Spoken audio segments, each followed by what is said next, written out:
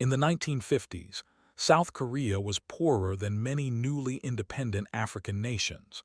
Its cities were rubble, its fields were scarred battlefields, and its government survived on foreign handouts. Today, that same country builds the ships that cross our oceans, the chips inside our devices, and the screens we stare at every day. Most people think they know this economic miracle. Most people are wrong. The real story is darker, sharper, and far more human, built on coercion, sacrifice, and brutal Cold War bargaining that never makes it into the textbooks. This isn't just an economic success story. It's a survival story, fought on the front line of global ideology. How did a bombed-out peninsula become rich in a single lifetime? But speed has a price, and South Korea paid in years of sleep it never got back. Factory lights stayed on long after midnight. Young workers hunched over sewing machines, welding hulls, assembling parts for products they could barely afford. Strikes were crushed, unions watched, and stability often meant silence enforced by batons and blacklists. In the streets, students marched anyway, faces covered, voices raw, demanding democracy while the state demanded output. At the same time, rural families streamed into cities, trading open fields for one-room apartments and stairwells that smelled of coal smoke and instant noodles. The fuel was cultural and constant. Education as obsession, exams as destiny, national shame reshaped into national ambition. This wasn't growth on paper. It was millions of lives bent around a collective deadline. And the question haunted the miracle: was prosperity worth the repression and the concentration of power? And then the world tested whether this model was truly strong or simply leveraged. South Korea didn't grow by waiting for the invisible hand. It grew because the state built an engine and forced the nation to run it at full throttle. In the 1960s and 70s, under Park Chung-hee, the government began doing what many countries only talk about: choosing industries, steering bank credit, protecting infant firms, and then demanding a single proof of success: exports. Not speeches, not promises. Foreign currency earned month after month, shipment after shipment. If a company could sell to the world, it lived. If it couldn't, it was cut off. To make that work, Seoul needed instruments large enough to move fast. That's where the Chaebol came in. Family-controlled conglomerates like Samsung, Hyundai, and LG expanded with cheap loans, policy favors, and clear missions. Build steel, launch shipyards. Assemble cars, master electronics. It created a strange national pride. A small country punching above its weight, turning sweat into factories, factories into brands. But there was unease in the blueprint. This wasn't a free market fairy tale. It was a high-pressure pact: perform or collapse.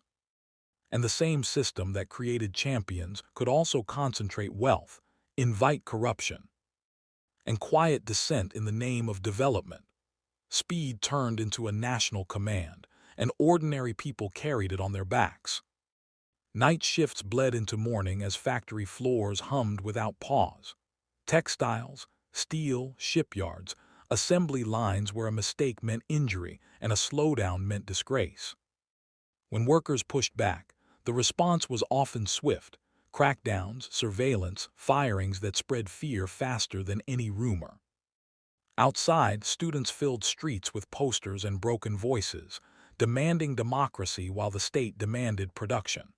Meanwhile, villages emptied.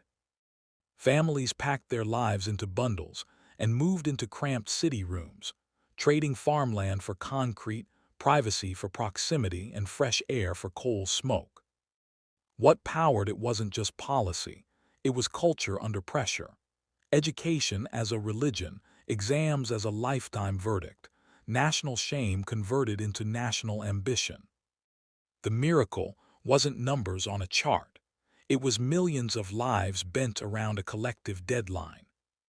And the moral question never went away: was prosperity worth the repression and concentration of power?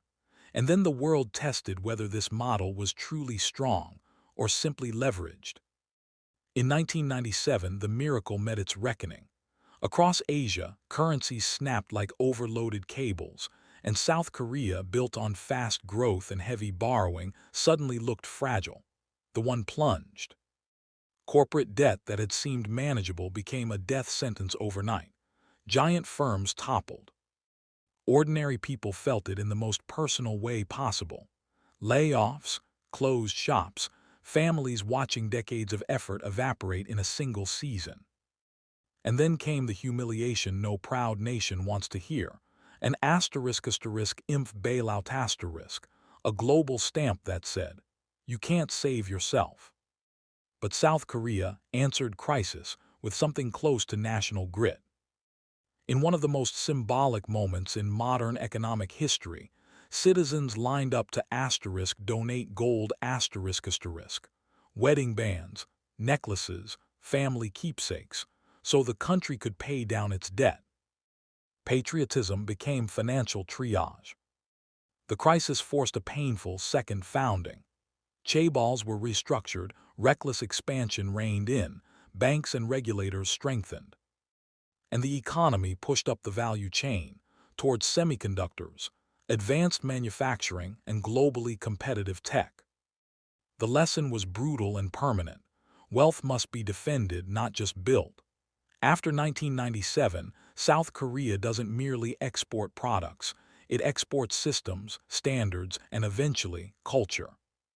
Today, South Korea sits at the fault line of a new Cold War, this time fought with chips, batteries, and supply chains. Its semiconductor fabs and shipyards aren't just industries, they're strategic assets in the U.S.-China rivalry, even as the peninsula still lives under the old geopolitics of division, deterrence, and North Korean missiles. The country that once depended on protection and aid now has leverage, because the modern world runs on what Korea can build. And yet the legacy is double-edged. South Korea is world-class at innovation and soft power.